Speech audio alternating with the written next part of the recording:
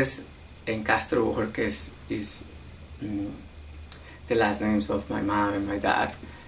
And how do I identify? I identify as a Latino queer man who is living with HIV for the purpose of a lot of the work that I do, but I'm also an artist. We were a very big, dysfunctional, happy family, and with a lot of love and craziness and beer and the ocean, and my grandmother, who was like an amazing figure in our family.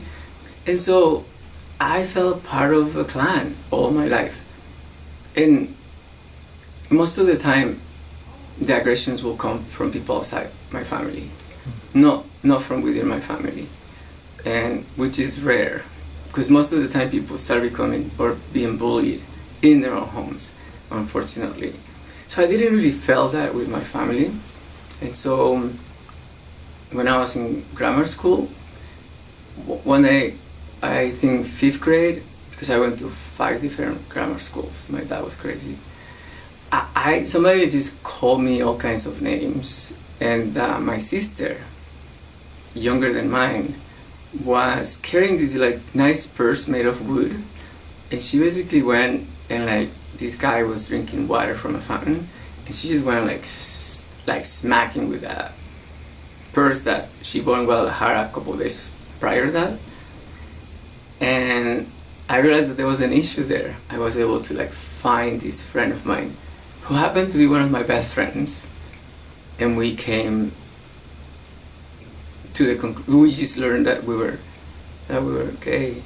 So we used to talk to each other about everything, and we used to like comfort each other when we were like freaking out about things. I remember vividly when the HIV/AIDS, Rock Hudson, and all of these things came. We were in medical school, and so one guy who worked at the tissue lab, so to speak, got sick, and we were doing some practice at the hospital, and we saw him come in, and we did not recognize him, me and my friend, and we used to talk to him all the time. That was devastating for us because we had sex without condoms, and they were going to do HIV testing for all the students in medical school. So my friend could swear that he had HIV. I wasn't that sure, but there were months of like panic. You know, if the world didn't know what was going on, can you imagine these young people that have never been told or offered anything? It was all on us, and so there was always a big possibility that I could be HIV positive, and I'm not gonna say what a lot of people say, which is like, but I wasn't a slut or I wasn't promiscuous. Like, it doesn't really matter. You know, people that are promiscuous are amazing. People that are quote unquote sluts are also amazing. So that's where they were living. That was their moment. A lot of our work is about planting a seed.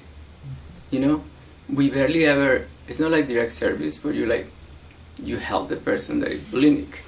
You help the person that speaks Spanish only, right? Direct service, you get immediate satisfactions, right? And when you're doing organizing, when you're finding a system that has been placed there to oppress you in a way that is intentional, you know that you're like, as I said in my Twitter, by the way, my Twitter is @Bojorquez. It says that it says a contracorriente. All my life I've been like, you know, the current is coming this way and I'm going the other way. That's how Latinos, we need to live in this country. The water doesn't go in our direction. We're going against the water, against the current. And so we need to like build up strength, determination, like my film, El Canto del Colibri, where I talk to Latino immigrant fathers about the LGBT children and their journey. And what I learned is that, yeah, they're not all of Latino men or immigrant men are machistas, homophobicos, transphobicos, that we're just like everybody else, right? And the issue is that they put us in this box, a prescription, and a lot of people do take that pill and never even like try to do something different, which is, engaging with people that are not like you, so you can really learn about the fact that they happen to be very much like you at the end. And so success is about having the conviction that what you're doing is the right thing, and that there is something there that comes from your heart, because the work that we do with our communities, it basically affects us on a daily basis.